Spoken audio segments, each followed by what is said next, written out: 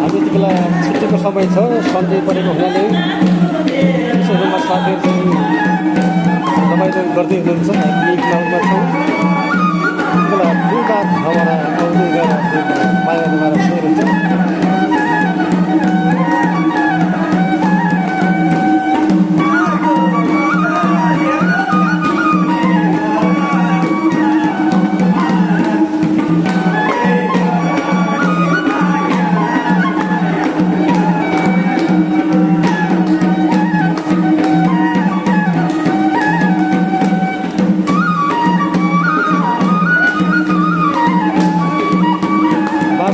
नन्दबहादुर हुनुहुन्छ, त्यसै गरी बादलमा पूर्णबहादुर हुनुहुन्छ, अनिता राज हुनुहुन्छ र अन्य भाइहरू भोलिले समयमा निकै रमाइलो गरिराखेका छौँ। यति बेला सन्डेको दिन हो, रमाइलो दिन छ आज।